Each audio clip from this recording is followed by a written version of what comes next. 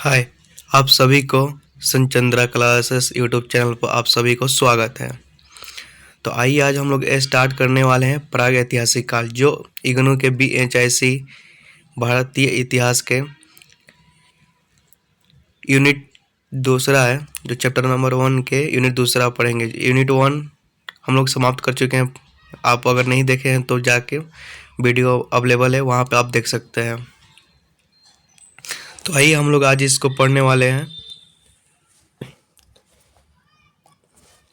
इसमें क्या क्या हम लोग पढ़ने वाले हैं, इसमें तो इसका थोड़ा बहुत इसका जो रोड मैप है प्रागैतिहासिक काल का, थोड़ा बहुत इसके बारे में हम लोग संक्षिप्त से इसकी जानकारी ले लेते हैं। इसमें हम लोग उद्देश्य इसका, फिर प्रस्तावना, फिर परिभाषिक, प्राक इतिहास का जन्म, भारत की भौगोलिक विशेषताएं, भारतीय पुरापाषाण काल के चरण एवं काल निर्धारण, पुरापाषाण काल के पुरातात्विक साक्ष्य, भारत में निम्न पुरापाषाण काल, मध्य पुरापाषाण कालीन संस्कृतियाँ,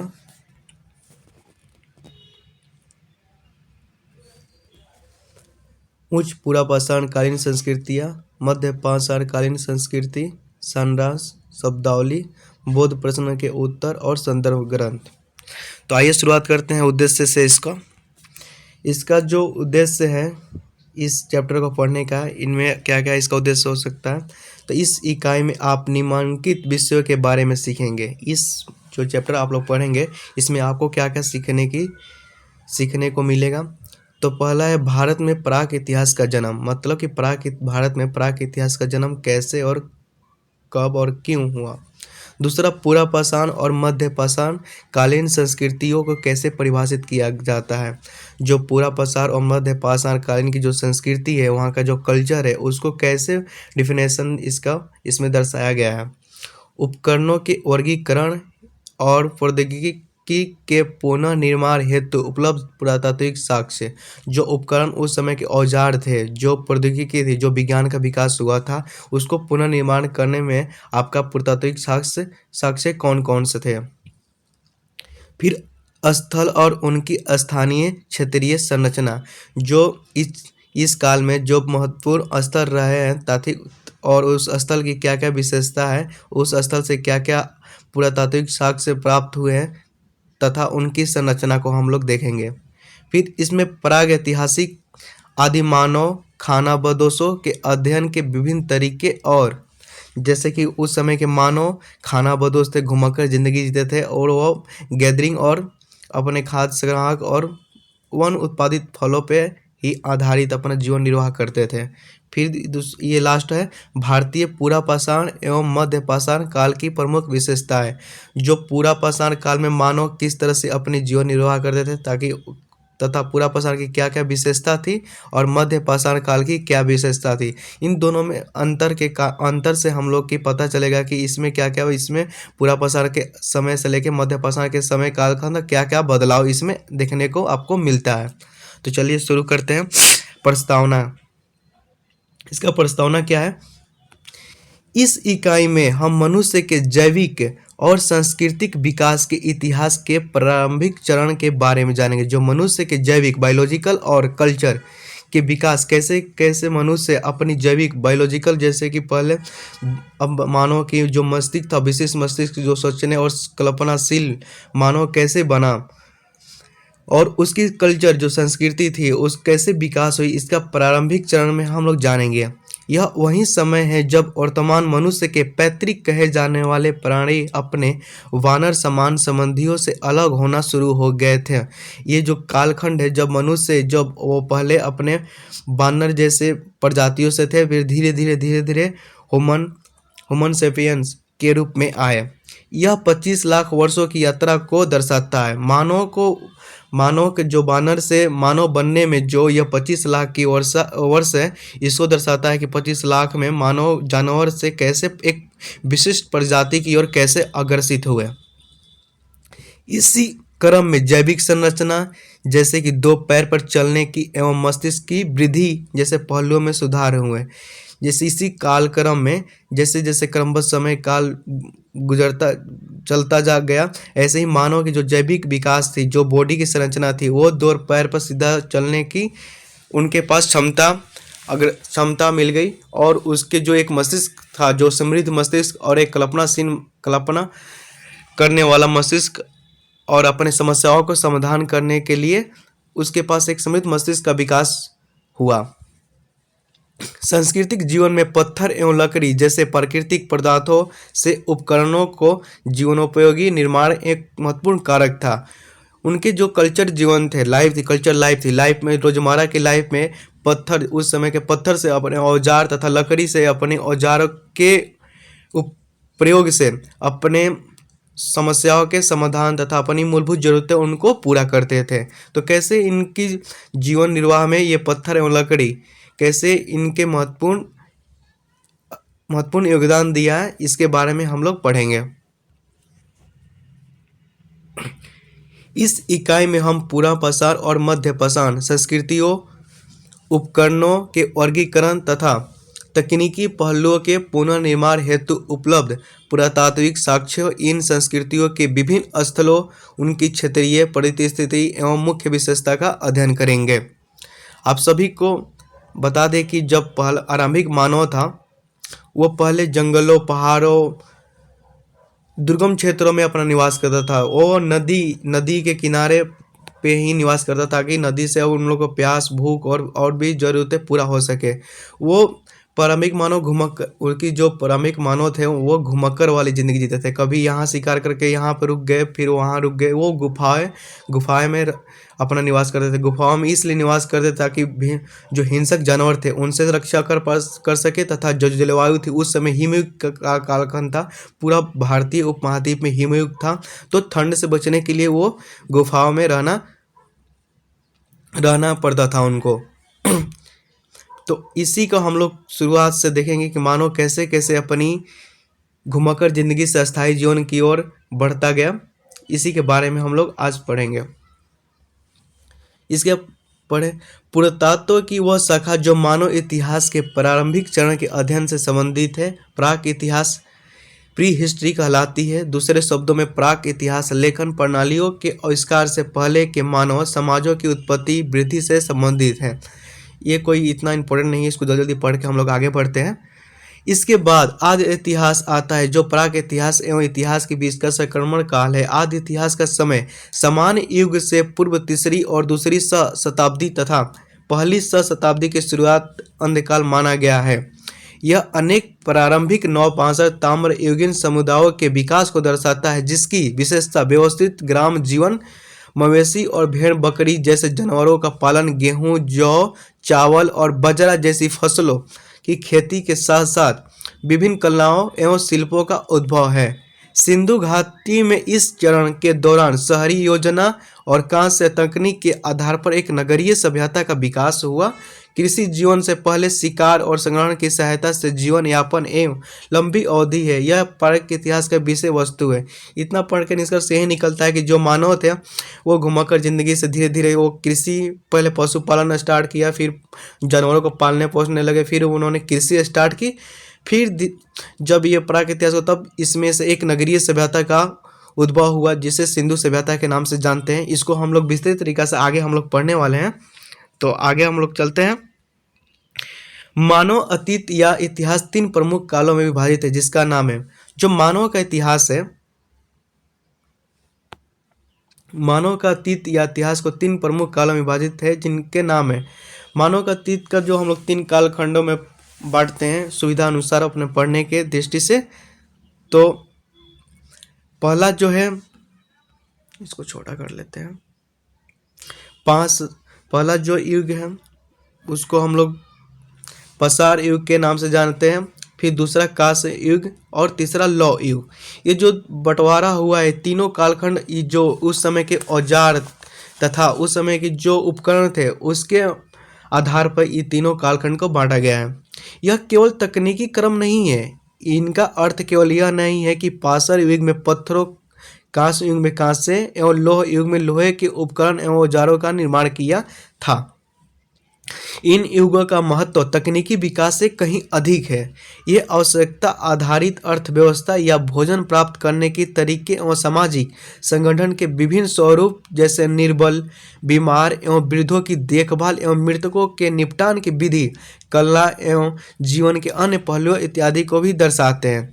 जैसे कि इसका तकनीकी के विकास का तो महत्व है ही, इससे भी अलग जैसे कि उनके सामाजिक दृष्टि से अर्थव्यवस्था में क्या उसका योगदान हुआ, फिर भोजन प्राप्त करने के तरीके में क्या बदलाव हुए, सामाजिक संगठन तथा विभिन्न स्वरूप, बीमार वृद्धा को देखभाल एवं मृतकों के निपटान। आप महापाषाण में कल में देखेंगे कि जो मृतकों को दफनाने का जो विधि थी, उसमें दफनाने का एक बड़ा पत्थर का जैसे का प्रयोग करते थे इस मानव को दफनाने के लिए। फिर पाषाण जो पूरा पाषाण युग है, इसको भी 3 कालखंड में बांटा गया है, जिनका नाम है पूरा पाषाण काल, मध्य पाषाण काल, नवपाषाण काल। जो पाषाण युग है इसको हम लोग 3 कालखंड में बांटते हैं, पूरा पाषाण, मध्य पाषाण और नवपाषाण। तो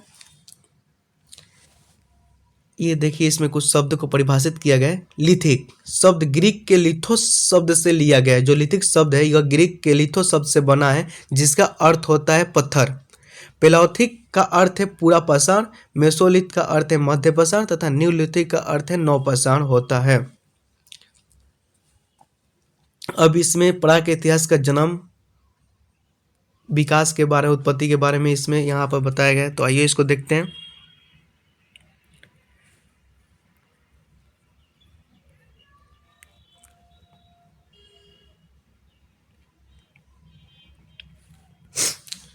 प्राक इतिहास का जन्म। प्राक इतिहास का जन्म 1859 ईस्वी में, जब उत्तरी यूरोप में लंदन की रॉयल सोसाइटी के सामने विलुप्त प्रजाति वाले जंगली मवेशियों और अन्य बड़े स्तनधारियों की हड्डियों से बने प्राचीन पत्थर के औजारों के जीवाश्म की पुष्टि हुई। इससे यह स्पष्ट हो गया कि उत्तरी यूरोप में भौगोलिक परिदृश्य के अपने वर्तमान स्वरूप को ग्रहण करने से पहले भी मनुष्य रहते थे।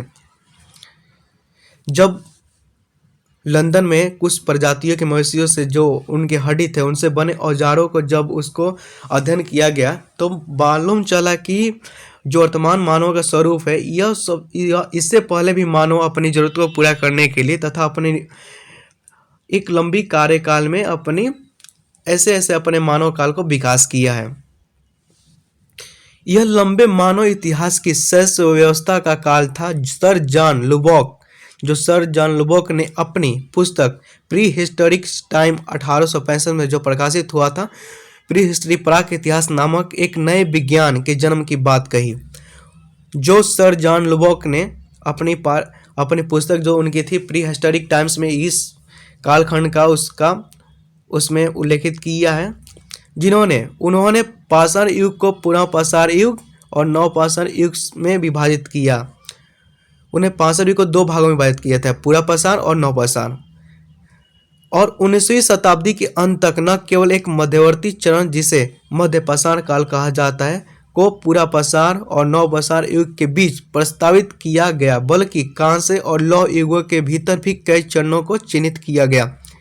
इसके अलावा फ्रांस में गुफा एवं मैदानी स्थलों से प्राप्त सांस्कृतिक अनुक्रम के आधार पर पूरा पाषाण को 3 चरणों में विभाजन की बात कही गई। जो पूरा पाषाण, मध्य पाषाण और नवपाषाण 3 कालखंड में पाषाण काल को विभाजित किया गया था। लेकिन फ्रांस में एक गुफा और मैदानी स्थलों से प्राप्त करके स्थलाकृतियों का अध्ययन करके फिर पूरा पाषाण था उसको भी 3 कालखंडों में इसको विभाजित किया गया। जो निम्न पूरा पाषाण काल, मध्य पूरा पाषाण काल, उच्च पूरा पाषाण काल में विभाजित किया गया। क्योंकि पूरा पाषाण काल में जो औजारें गुफाएं को मिलती है उसमें बहुत सारी भिन्नता है। उन भिन्नता के कारण ही इसे अच्छी तरह से समझने के लिए इसको 3 कालखंडों में विभाजित किया गया था। तो भारत की भौगोलिक विशेषताओं पर थोड़ा बहुत नज़र दे देते हैं। भारत या सामान्य भौगोलिक और सांस्कृतिक उद्देश्यों के दृष्टिकोण से दक्षिण एशिया उपमहाद्वीप स्तर पर एक अलग भौगोलिक इकाई है। भारतीय परिदृश्य शिकार संग्रहण की सफल जीवन पद्धति की सारी आवश्यकताओं की पूर्ति से परिपूर्ण है। शिकारी संग्रहकर्ता समूह के स्वच्छंद संचलन के लिए उपयुक्त भूभाग उपकरण बनाने के लिए विभिन्न प्रकार की मूल चट्टानों और सिलिकामय पत्थरों की उपलब्धता, बड़ी और छोटी धाराओं और झरनों के रूप में 12 मासी जल निकायों की मौजूदगी और जंगल पौधों तथा पशु खाद्य पदार्थों की एक विशाल विविधता की उपलब्धता। इसलिए यह आश्चर्य की बात नहीं है कि समुचित हिमालय प्रदेश एवं सिंधु गंगा के जलोढ़ भूभाग को छोड़कर पाषाण युगीन मानव समूह पूरे भारतीय भूभाग पर फैल गए। इसमें बताया जा रहा है कि जो भारत की भौगोलिक विशेषता है, आप उत्तर भारत में देखते हैं तो हिमालय की पर्वतमाला है, आप उसके नीचे आते हैं तो जो सिंधु गंगा का मैदान, सिंधु गंगा ब्रह्मपुत्र का जो मैदान है वो पूरा जलोढ़ मिट्टी का, उपजाऊ मिट्टी का यहाँ पर विस्तृत है। फिर मध्य भारत और दक्षिण भारत में आप पर्वतमाला घाटियाँ, भ्रंश घाटियों को आप देख सकते हैं। तो पूरे भारत में मानव यहाँ पे आरंभिक मानव अपना यहाँ पे निवास करते थे। आप नर्मदा घाटी में आप देख सकते हैं, इधर पूर्वोत्तर भारत में बोलन दरा हो गया, बोलन घाटी हो गया। फिर उधर अफगानिस्तान के क्षेत्र में आप देख सकते हैं जो हिंद पर्वतमाला है।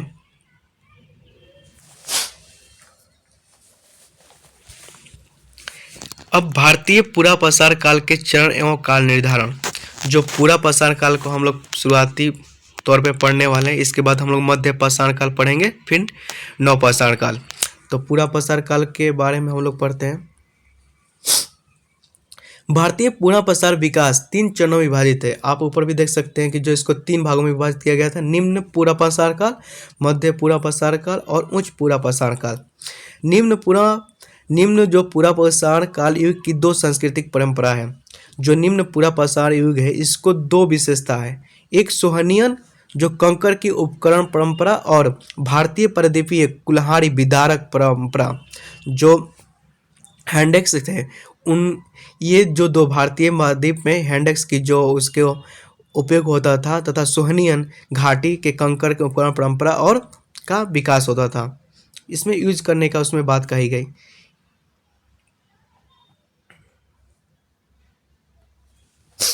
इन परंपराओं में बड़े कंकरों या परतों फ्लैक्स से गरासे और काटने के उपकरण, कुल्हाड़ियाँ, विदारक, क्लेवर, चाकू जैसे औजारों का निर्माण शामिल है। इस कालखंड में जो निम्न पूरा पाषाण काल है, इसमें बड़े कंकरों या बड़े बड़े जो पत्थर थे उनको पत्थर पे पत्थर तोड़ मार के औजार बनाया जाता था तथा गणासे और पत्थर के जो धार होता था, पत्थर के जो पतला पड़ा था उससे गणासे और काटने के उपकरण बनाए गए थे। क्लेवर्स इस समय के महत्वपूर्ण प्रमुख औजार है। कुल्हाड़ियाँ, विदाकर, क्लेवर, चाकू जैसे औजारों का निर्माण शामिल है। मध्य पूरा पाषाण काल में खुरचनी, नोक और छिद्रक अन्य उपकरण का निर्माण विभिन्न प्रकार के शुल्कों के मूल्य पत्थरों से निकाल कर किया जाता था। जो निम्न पूरा पाषाण काल के प्रमुख औजार कौन थे? तो कुल्हाड़ियाँ, विदाकर, चाकू। और मध्य पूरा पाषाण काल के प्रमुख औजार खुरचनी, नोक, छिद्रक अन्य उपकरण का निर्माण प्रकार के सल्कों का मूल पत्थर का निकाल कर किया जाता था। आगे चलकर उच्च पूरा पाषाण काल में इन औजारों में और परिष्करण हुआ और उसको धड़ीला मतलब कि धार वाला बना दिया गया और नुकीला बना दिया गया। और जो पहला इस सब का जो ऊपर का जो कालखंड है, इसमें जो औजार का जो वजन था बहुत भारी था और धीरे धीरे जैसे जैसे आगे मनुष्य का विकास होने लगा तो धीरे धीरे इन औजारों में भी बदलाव आपको देखने को मिलते गए। अब छंदक, छिद्रक तकनीकी द्वारा बेलनाकार मूल पत्थरों से काटकर एक श्रृंखला में बनाए गए लंबे समांतर पक्षीय ब्लेडों पर बनाए जाने वाले औजार, जैसे कि कुंड किए गए कलमतरास, पेन कनाइफ ब्लेडों, दांतेदार किनारों वाले ब्लेडों और तीर अंकों आदि का निर्माण किया जाने लगा। अब धीरे धीरे इसको ब्लेडों, दांतेदार किनारों वाले, जैसे दांतेदार जैसे आप हंसुआ देखते हैं ना, हंसुआ के आकार का इन पत्थरों में अब उसको अलंकृत करके बनाया जाने लगा।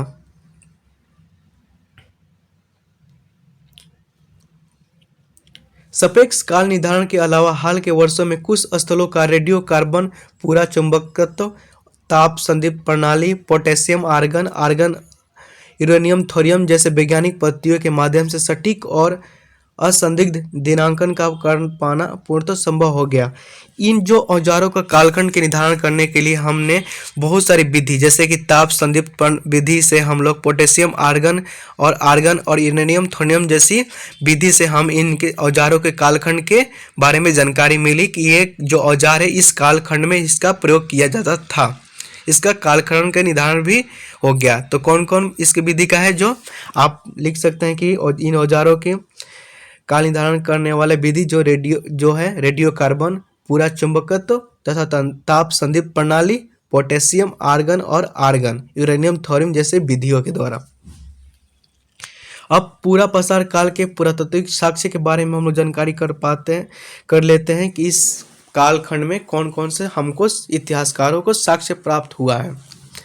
पूरा पसार काल के पुरातात्विक स्थल मुख्यतः दो प्रकार के हैं, एक मैदानी स्थल और एक शैल गुफाएं। मैदानी स्थल जहाँ मैदान में अनवृत स्थल, और शैल गुफाएं मतलब रॉक शेल्टर, जो गुफाएं में मानव रहते थे। मैदानी स्थल भारत के सभी हिस्से में पाए जाते हैं और बड़ी छोटी नदियां पर या उनके पास तथा पहाड़ी इलाकों के आंतरिक घाटियों या गिरिपाद जो होता है, जो पहाड़ आप देख सकते हैं, पहाड़ के जो निचला हिस्सा होता है उसको हम लोग गिरिपाद के नाम से जानते हैं। और घाटियाँ जो होती है दो पहाड़ों के बीच की जो एक दो पहाड़ों के बीच जो गैप होता है उसको हम लोग घाटियाँ बोलते हैं। ये अपेक्षण ऋतुसरित आधार सेल बेडरॉक या फिर नरम गाद पर पाए गए वास्तविक स्वस्थानी इन सिटू अबाधित स्थल से लेकर मिश्रित कॉल्वियम और नदी जनित बजरी ग्रेवल्स के रूप में होने वाली विभिन्न प्रकार की गठन प्रक्रियाओं का प्रतिनिधित्व करते हैं। शैल गुफाओं पहाड़ी क्षेत्रों में पाई जाती है जो असाधित तलछटी पत्थरों अथवा चट्टानों बलुआ पत्थर जिसमें से चूना पत्थर से ढके होते हैं। मध्य प्रदेश में भीमबेटका परिसर और आंध्र प्रदेश के कर्नूल गुफाएं प्रसिद्ध उदाहरण है। जो मध्य प्रदेश में जो रायसेन जिला है वहाँ पे भीमबेटका एक स्थान है, वहाँ पे मानवों के निवास का साक्ष्य प्राप्त हुए हैं। तथा आंध्र प्रदेश के कर्नूल जो जिला में कुनल गुफाएं हैं वहाँ पे आरंभिक मानवों के निवास का वहाँ पे साक्ष्य प्राप्त हुए हैं। तो जो पूरा पाषाण काल है इसके जो प्रारंभिक जो है वो निम्न पूरा पाषाण काल, इसके बारे में हम लोग पढ़ेंगे। जो तीन भाग में इसे हम लोग बांटे हैं, निम्न पूरा पाषाण काल, मध्य पूरा पाषाण काल, फिर उच्च पूरा पाषाण काल। तो इसमें से शुरुआती जो निम्न पूरा पाषाण काल खंड है इसको हम लोग पढ़ते हैं। जैसा कि हम पहले भी देख चुके हैं कि भारत में निम्न पूरा पाषाण के चरणों में दो प्रमुख औजार निर्माण की संस्कृति परंपराएं आती है जो निम्नलिखित है। पहला है पूर्व और दक्षिण पूर्व एशियाई गरासे काटने के उपकरण बनाने की परंपरा के एक अंश के रूप में सोहनियन परंपरा, जो ऊपर हम लोग भी देखे हैं। सोहनियन परंपरा में हम लोग गरासे काटने का उपकरण का देखे थे, औजार देखने को हमको मिलता है। और दूसरा पुरातन विश्व अफ्रीकी, पश्चिमी यूरोप, पश्चिमी और दक्षिण एशिया के पश्चिम भाग से व्यापक रूप से जानी गई असूलियन परंपरा का गठन करते कुल्हाड़ी विदारकों या दोहरी सतह वाली उपकरण के संग्रह है। दोहरी सतह वाली मतलब कि पूरा जो पत्थर थे वो दोनों सतहों से, दोनों और की ओर से एकदम धारदार, एकदम उसका जो तेज उसका मतलब कि धार था, दोनों तरफ से आप काट सकते थे, उसको बोलते हैं असूलियन। जो असूलियन और कुल्हाड़ी विदारकों में, और जो सोहनियन परंपरा में इसमें देखते हैं गरासे काटने के उपकरण। ये जो गरासे काटने की जो मानव जहाँ पे निवास करते थे वो मैप्स आप अगर देखेंगे तो ये दक्षिण पूर्व एशियाई देशों जैसे कि आसियान का देश, आसियान जो जिसमें आसियान के जो सदस्य हैं उस क्षेत्र में, तथा इसमें अफ्रीकी महादेश, पश्चिमी यूरोप आप देख सकते हैं, पश्चिम और दक्षिण एशिया के पश्चिम भाग, दक्षिण एशिया का जो पश्चिम भाग है व्यापक रूप से जानी गई असूलियन परंपरा का गठन करते हैं। पुरातन विश्व क्या है इसके बारे में हम लोग जानते हैं। ओल्ड वर्ल्ड शब्द का प्रयोग पश्चिम विश्व में अफ्रीका, यूरोप और एशिया, यूरो यूरेशिया अथवा पूर्वी गोलार्ध को संदर्भ करने के लिए किया जाता है, जिसे सामूहिक रूप से विश्व या उसे हिस्से के रूप में माना जाता है जो अमेरिका और ओशनिया या नवीन विश्व या पश्चिमी गोलार्ध कहे जाने वाले हिस्से में संपर्क में आने से पहले था। ओल्ड वर्ल्ड उसे कहते हैं जो अमेरिका के ओशनिया या नवीन विश्व न्यू वर्ल्ड के पश्चिमी गोलार्ध कहे जाने हिस्से से पहले भी वहाँ पे स्थल थे, उसको हम लोग पुरातन विश्व के नाम से जानते हैं। सोहनियन सांस्कृतिक परंपरा, जो दो भाग में बातें थे। सोहनियन, इसमें निम्न पुनः प्रसार काल में दो आपको सांस्कृतिक परंपरा दिखती थी जो इसमें थे। सोहनियन सांस्कृतिक परंपरा, इसके बारे में हम लोग पढ़ते हैं। इस परंपरा के अस्तित्व को भारतीय उपमहाद्वीप के उत्तर पश्चिम क्षेत्र में, जो हमारा उत्तर पश्चिम क्षेत्र है, जो अफगानिस्तान, पाकिस्तान और गुजरात, राजस्थान के क्षेत्र जो हो गए, इस क्षेत्र में 1939 में कैम्ब्रिज विश्वविद्यालय के टीटी पैटरसन और येल विश्वविद्यालय के एच.डी. टेरा द्वारा पहचाना गया। इस जो महाद्वीप के इन जो महाद्वीप के क्षेत्रों का पहचान 1939 में जो कैम्ब्रिज विश्वविद्यालय के जो टीटी पैटरसन थे और यल विश्वविद्यालय के एच.डी. टेरा द्वारा पहचाना गया। अपनी क्षेत्रीय अध्ययन के आधार पर, इन क्षेत्रों का अध्ययन करने के आधार पर उन्होंने सोन नदी पर 5 सोपानों की एक श्रृंखला की पहचान की जो सिंधु जल निकासी प्रणाली का हिस्सा थी। अपनी जो क्षेत्रीय अध्ययन वहाँ पर गए और वहाँ पे अध्ययन किया तो उन्होंने पहचान किया जो सोन नदी पर 5 सोपान की एक श्रृंखला पहचान उन्होंने एक देखा और सिंधु जल निकासी प्रणाली का हिस्सा था। जो सिंधु जल निकासी, सिंधु नदी जो है उनकी जल निकासी प्रणाली का हिस्सा माना।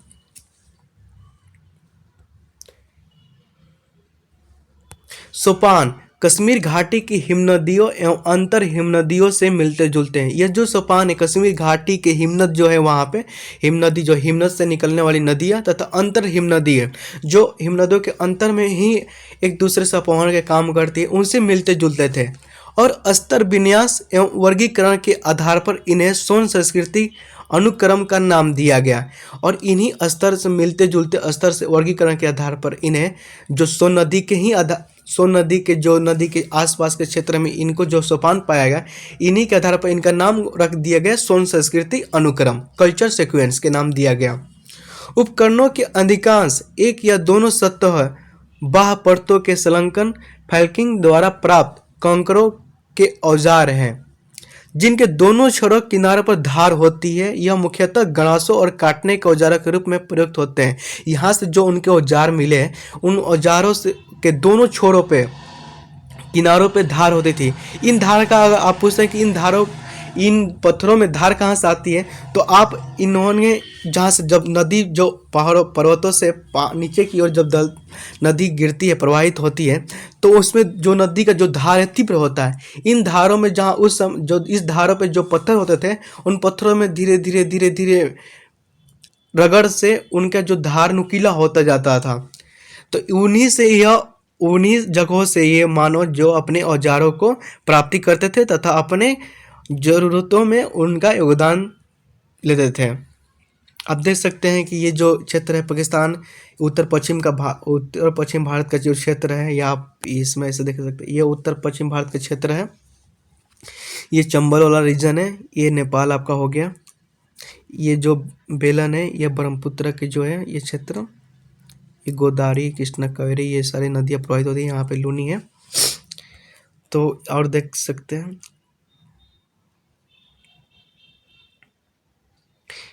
इसमें जो निम्न पुनः पाषाण कालखंड के जो स्थल है जहाँ मानव निवास करते थे, इसमें से उन स्थलों को यहाँ पे दिया गया है, जिनमें से एक है रिवात, पहलगाम, जलालपुर, दिन्ना, ब्यास बाणगंगा परिसर, सिरसा घाघर परिसर, डिंगडियोखुरी परिसर, डिंडवाना राजस्थान, जायल जैसलमेर पोखरण मार्ग, जियारत पीर सबान, बैराज परिसर, चंबल परिसर, भीमबेटका मध्य प्रदेश, रायसेन परिसर, ललितापुर, दमोह परिसर, शान परिसर, सिंहाल, बलिन परिसर, इन जितने भी आपको आदमगढ़, गंगापुर, हथनौरा, लखमापुर, मलवान, नागार्जुन कोंडा, एक बार इन स्थलों को आप लोग देख लीजिएगा, क्योंकि वो पूछ सकता है कि इनमें से कौन से निम्न पुनः प्रसार काल का स्थल है। तो आपको ये आपको जानकारी रहेगा तो सही रहेगा, आप अच्छे से इसका आंसर आप देख पाएंगे। आप देख सकते हैं कुसंगी है, नालगोंडा है, रतनपुरा है, महारे। इस बार इसको देख लीजिएगा और मैप पे आप लोग इससे देख लीजिएगा। यहाँ पे इसको इसमें से कुछ कुछ स्थल आपको देखने को भी मिल सकता है। इसको अच्छी तरीके से आप लोग देख लीजिएगा कि यह निम्न पूरा पसार काल के स्थल है। ये ब्राह्मणी आ गई आपकी, बैनगंगा हो गया, इसको आप लोग देख सकते हैं। ये देखिए उस समय कालखंड के ये औजार आप देख सकते हैं कि कैसे इन औजारों का ये अपने जीवन में इनका उपयोग करते थे। इस तरह के औजार से इन्होंने अपना मांस, जैसे कि इन औजारों का वो और फल फूल जो पेड़ के डालिया है उसको काटने के लिए, तथा मांस जो हो गया शिकार, जीवन का शिकार, जो पशु का शिकार करते थे इन्हीं औजारों के माध्यम से शिकार करते थे। प्रारंभिक सोन परंपरा के धारादार और चपटे औजार, ये जो आप देख सकते हैं धारादार, ये जो भाग है ये आपका धारादार दिख रहा है। ये देखिए ये जो धारादार है इसको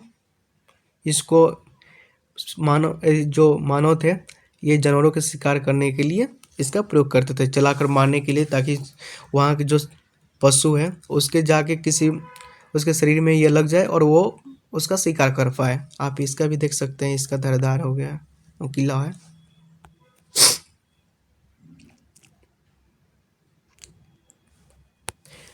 रॉबिन डनल, जिन्होंने 1980 के दशक में इस क्षेत्र में जो अब पाकिस्तान में है में कार्य किया, ने टेरा और पैटसन द्वारा प्रस्तुत पूराकालीन मौसम जलवायु की व्याख्या और सांस्कृतिक अनुक्रम पर सवाल उठाए। लेकिन भारतीय प्राक इतिहास में सोन संस्कृति एक महत्वपूर्ण बिंदु है।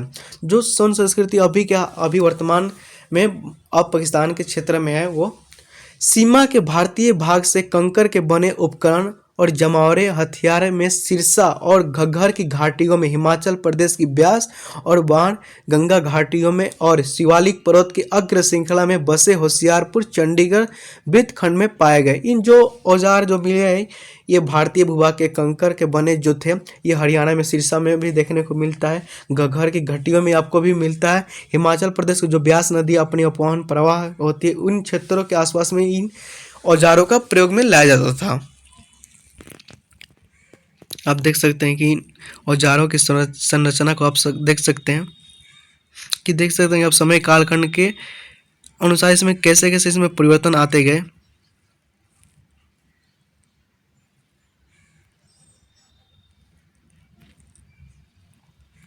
पंजाब की सोन संस्कृति से संबंधित जमवारों को कुछ पुरातत्वविदों विद्वानों द्वारा मध्य पुरापाषाण परंपरा की बताया गया है। और एक हम लोग तो सोनियन परंपरा पढ़ लिए, अब दूसरा इसमें था असुलियन सांस्कृतिक परंपरा। इसको देखते हैं। असुलियन शब्द का प्रयोग कुल्हाड़ियों, हैंडेक्स और विदारकों के रूप में उन्नत और तेजी से बढ़ते सममितीय आकारों को दर्शाते औजारों के जमवारों के लिए किया जाता है। असुलियन शब्द का प्रयोग इसलिए किया जाता है कि जो इन औजारों था इनमें बहुत तीव्र गति से इसमें परिवर्तन आया। उपकरण बनाने के लिए क्वार्टजाइट को अत्यधिक महत्वपूर्ण माना जाता था। उपकरण बनाने के लिए जो क्वार्टजाइट पत्थर था इसको बहुत महत्वपूर्ण माना जाता था।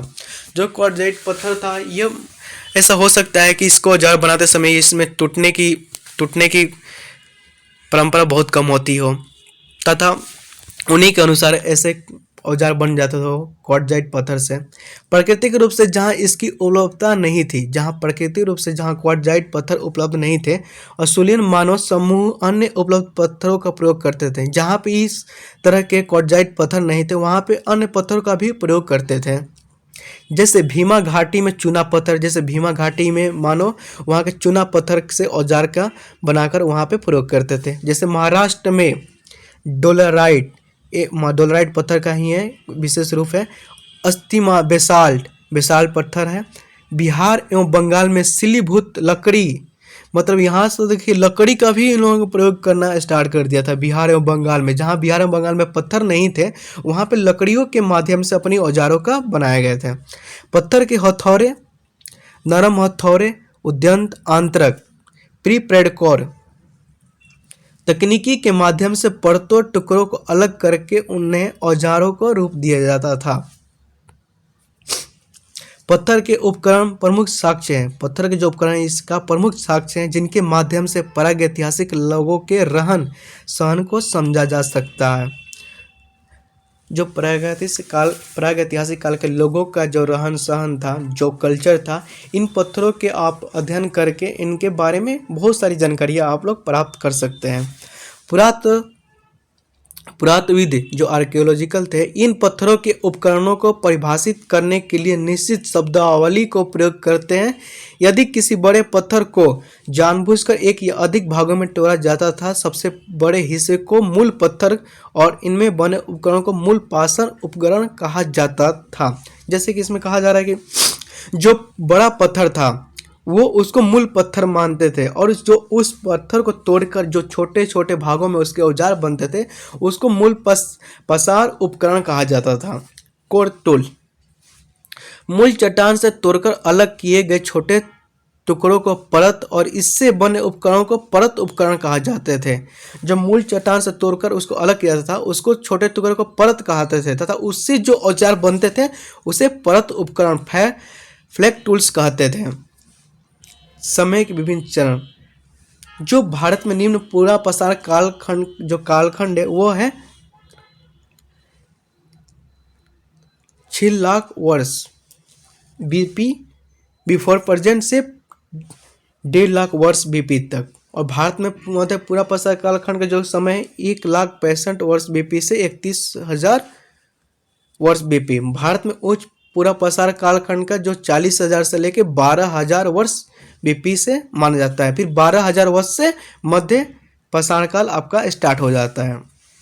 तो निम्न पूरा पसार कालखंड का कितना है 6 लाख वर्ष बीसी से 1.5 लाख वर्ष बीपी और भारत के मध्य पूरा पसार काल से 1,65,000 वर्ष बीपी से 31,000 वर्ष बीपी। इनमें से निम्न पूरा पसार काल के जो महत्वपूर्ण स्थल देखे थे उनमें से भी महत्वपूर्ण स्थल इसमें आपको देखने को मिल सकते हैं। पश्चिमी राजस्थान के सिंगितलों में कुल्हाड़ियों, गणासों, बहुफलकों, दोहरी सतह वाले उपकरण, खुरचनियों एवं नुकीले औजारों का एक जमवाड़ा मिला है।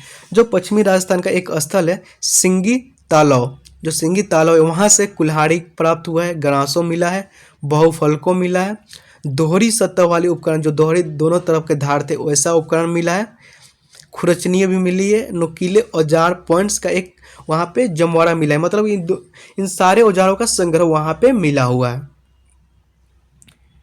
फिर मध्य प्रदेश में भीमबेटका सेल गुफा संख्या 3 वहाँ गुफा संख्या 3 F33 से असुलियन मध्य पुरापाषाणीय तथा उच्च पुरापाषाणीय स्तरों को दर्शाया गया है। जो मध्य प्रदेश में भीमबेटका एक शैल चित्र जो भीमबेटका स्थान है वहाँ पे आपको असुलियन परंपरा की औजार मिलती है। फिर मध्य प्रदेश के आदमगढ़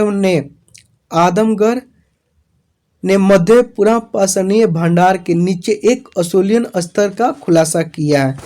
आप मध्य प्रदेश के आदमगढ़ जो स्थल वहाँ पे भी आपको असुलियन परंपरा की औजारें आपको देखने को मिल सकती है। उत्तर प्रदेश में ललितपुर झांसी जिला में ग्रेनाइट निर्मित उपकरणों का एक प्रारंभिक और प्राचीन 100 स्थान जमवाड़ा प्राप्त हुआ है। यहाँ जो ललितपुर स्थान है जो उत्तर प्रदेश के झांसी जिला में है वहाँ से ग्रेनाइट पत्थर के द्वारा निर्मित किए गए उपकरण का साक्ष्य प्राप्त हुआ है। बिहार के मुंगेर जिले के पैसरा में एक प्रारंभिक असुलियन जमवाड़ा मिला है। जो बिहार के मुंगेर जिला है वहाँ पे भी असुलियन परंपरा की औजारों का वहाँ पे संग्रह मिला है। खुदाई में गड्ढों के संरक्षणों व पाषाण खंडों स्टोन ब्लॉक की गोलाकार व्यवस्था के रूप में झोपड़ीनुमा आवासीय संरचना उदारित हुई है।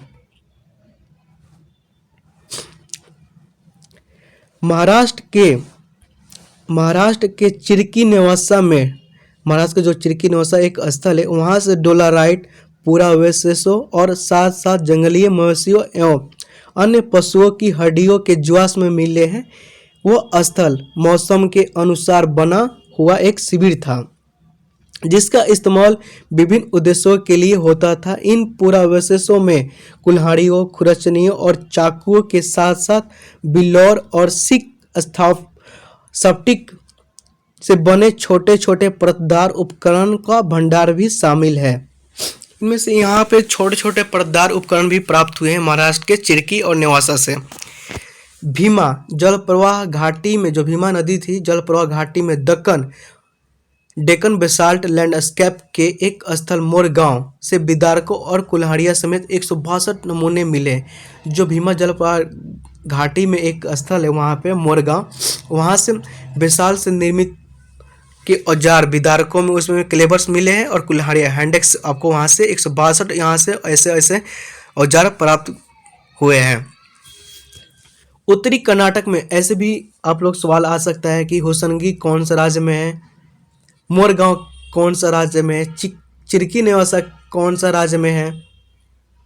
इसे मिलान करने का आपके पास मिलान करने वाला जो क्वेश्चन है ऐसा भी क्वेश्चन आपके एग्जाम में आ सकते हैं। तो इन बातों का भी आप ध्यान से पढ़िएगा, बारीकी से इसका अध्ययन कीजिएगा कि चिरकी निवासा कहाँ है, महाराष्ट्र। चिरकी निवासा से कौन कौन से साक्ष्य प्राप्त हुए हैं, तो यहाँ से आपको खुरचनियाँ मिली है, चाकुए मिला है, सेप्टिक मिला है, फ्लैग टूल्स मिला है। ऐसे ही उत्तरी कर्नाटक में होसंगी कहाँ है, कर्नाटक में घाटी में होसंगी तथा बेचबैल घाटी में यदियापुर से 100 स्थान सांस्कृतिक चरण के साक्ष्य प्राप्त हुए हैं। 100 स्थान इंस्टीट्यू यहाँ कई प्रोसेस प्राप्त हुए हैं होसंगी से। उत्तरी कर्नाटक में ही होसंगी घाटी में स्थित इसमपुर के एक खदान सह शिविर स्थल है। यहाँ मूल पत्थरों, अधूरे सल्क फलकों, पूर्णतः निर्मित औजारों एवं चूना पत्थर के अपशिष्ट उत्पाद मिले हैं। हिरण एवं कछुओं के खोल के अवशेष भी मिले हैं। बहुत इंपॉर्टेंट है ये। अगर पूछ दे कि निम्न पूरा पसार काल के कौन से स्थल से हिरण एवं कछुए के खोल का अवशेष प्राप्त हुआ है, तो कौन सा आप बताइएगा, कर्नाटक में होसंगी घाटी से इसमपुर के स्थान से यह प्राप्त अवशेष मिला हुआ है। इसमपुर ने होसंगी घाटी के इस हिस्से में एक स्थानीयकृत केंद्र के रूप में कार्य किया, जहां से आदि मानव अपनी दैनिक संग्रह प्रक्रिया के लिए आसपास के चूना पत्थरों के पठारों और घाटी के तलों में भ्रमण करते थे। अगर आप लाइन बाय लाइन पढ़ते हैं तो आपकी समझ भी विकसित होती गई। अगर आप ऑनलाइन पढ़ेंगे तो बस ऐसे ही ऑनलाइन फैक्ट आप पढ़ते रहेंगे। आप ऐसे ऑनलाइन अगर आप पढ़ते हैं, अगर लाइन बाय लाइन अगर आप पढ़ते हैं सही तरीके से, तो यह आपको आंसर राइटिंग बहुत हेल्पफुल होने वाली है। आपको बहुत सारे शब्दकोश आपको जानकारी मिल सकती है। तमिलनाडु के एक 100 स्थान असुलियन,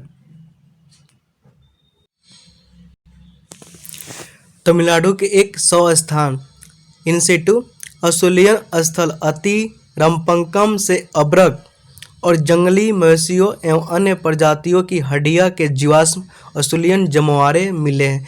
जो तमिलनाडु के एक स्थान है अतिरंपकम से, वहाँ पे अब्रक और जंगली मवेशियों से बने प्रजातियों की हड्डियों के जीवाश्म असुलियन जमवारे के मिले हैं।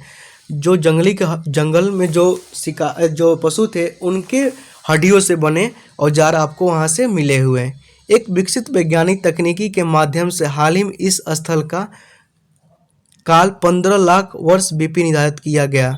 इस स्थल के जो मिले औजार है उसको अध्ययन करके यह मालूम किया गया कि ये जो औजार है किस कालखंड के हैं, तो उस कालखंड का आपको 15 लाख वर्ष बीपी माना गया, जो अतिरंपकम है। यह जो मानव का आरंभिक समय कालखंड को दर्शाता है।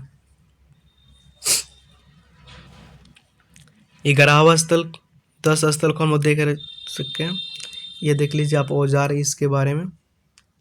ऐसे ही औजार का प्रयोग उन्होंने लोगों ने करते थे।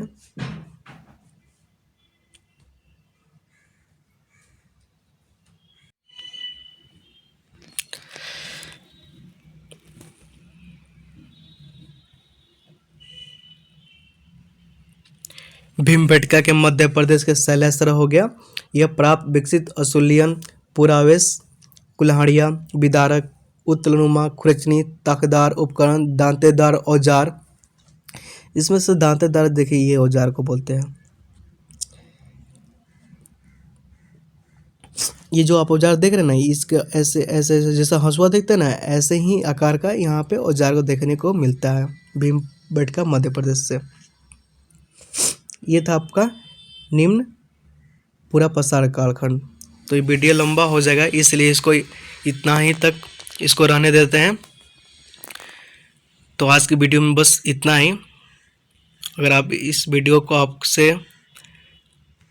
आपको लोगों को अच्छी लगी होगी तो प्लीज़ चैनल को सब्सक्राइब कीजिएगा, लाइक कीजिएगा, शेयर कीजिएगा।